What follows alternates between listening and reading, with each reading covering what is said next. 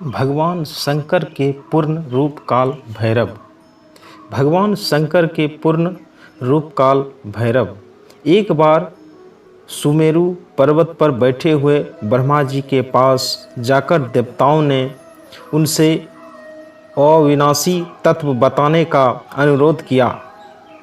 शिव जी की माया से मोहित ब्रह्मा जी उस तत्व को न जानते हुए भी इस प्रकार कहने लगे, मैं ही इस संसार को उत्पन्न करने वाला स्वयं भू अजन्मा एकमात्र ईश्वर, अनादि भक्ति ब्रह्म घोर निरंजन आत्मा हूँ। मैं ही प्रवृत्ति उर निवृत्ति का मूलाधार सर्वलीन पूर्ण ब्रह्मा हूँ।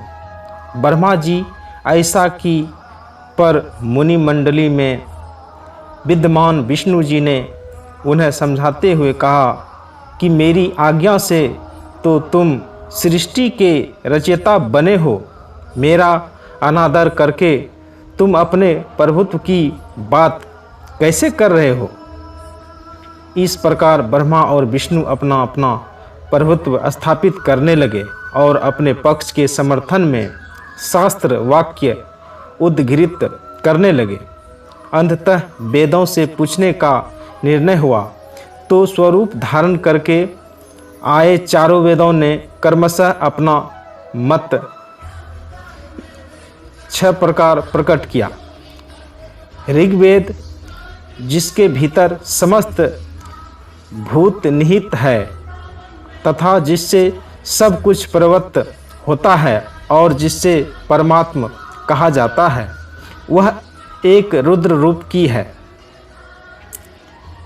यजुर्वेद, जिसके द्वारा हम वेद भी प्रमाणित होते हैं तथा जो ईश्वर के संपूर्ण यज्ञों तथा योगों से भजन किया जाता है, सबका दृष्टा वह एक शिव ही है।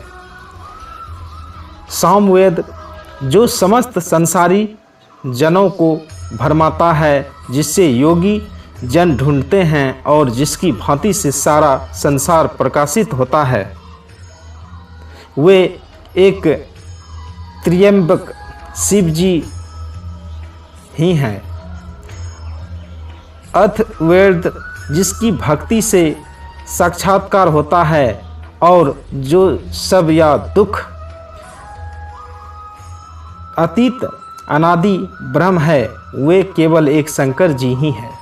विष्णु ने वेदों के इस कथन को प्रताप बताते हुए नित्य शिवा से रमन करने वाले दिगंबर पीतवर्ण धूली धूसरित प्रेमनाथ कुबेटा धारी सर्वावेष्टित विपिन वाही निसंग शिवाजी को पर ब्रह्म मानने से इनकार कर दिया।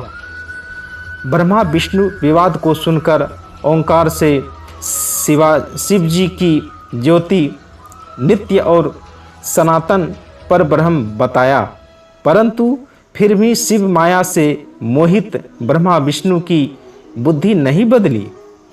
उस समय उन दोनों के मध्य आदि अंत रहित एक ऐसी विशाल ज्योति प्रकट हुई कि उससे ब्रह्मा का पंचम सिर जलने लगा। इतने में त्रिशूलधारी नील लोहित शिव वहाँ प्रकट हुए तो अज्ञानतावश ब्रह्मा उन्हें अपना पुत्र समझकर अपनी शरण में आने को कहने लगा। ब्रह्मा की संपूर्ण बातें सुनकर शिव जी अत्यंत क्रुद्ध हुए और उन्होंने तत्काल भैरव को प्रकट कर उससे ब्रह्मा का पर शासन करने का आदेश दिया। आज्ञा का पालन करते हुए भैरव ने अपनी बाईं उंगली के नखाग्र से ब्रह्मा जी का पंचम सिर काट डाला। भयभीत ब्रह्मा सप्तरुद्री का पाठ करते हुए शिव जी के शरण हुए। ब्रह्मा और विष्णु दोनों को सत्य की प्रतीत हो गई और वे दोनों शिव जी की महिमा का गान करने लगे। यह देखकर शिव शांत हुए और उन दोनों को अभय दान दिया। इसके उपरांत शिव जी ने उसके भीषण होने के कारण भैरव और काल को भी भयभीत करने वाला होने के कारण, काल भैरव तथा भक्तों के पापों को तत्काल नष्ट करने वाला होने के कारण पाप भक्षक नाम देकर उसे काशीपुरी का अधिपति बना दिया।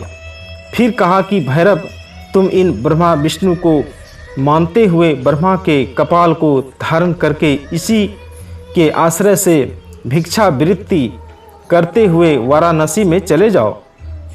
वहाँ उस नगरी में प्रभाव से तुम ब्रह्म हत्या के पाप से मुक्त हो जाओगे। शिव जी की आज्ञा से भैरव जी हाथ में कपाल लेकर ज्यों ही काशी की ओर चले, ब्रह्म हत्या उनके पीछे पीछे हो चली। विष्णु जी ने उनकी स्तुति करते हुए उनसे अपने को उनकी माया से मोहित न होने का वरदान मांगा।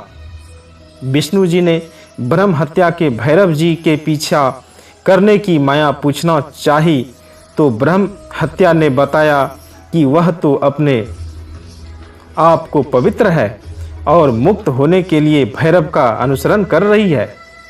भैरव जी ज्यों ही काशी पहुँचे त्यों ही उनके हाथ से चिमटा और कपाल छूटकर पृथ्वी पर गिर गया और तब से उस स्थान का नाम कपाल मोचन तीर्थ पड़ गया। इस तीर्थ में जाकर सविधि पिंडदान और देवप्रीत तर्पण करने से मनुष्य ब्रह्म हत्या के पाप से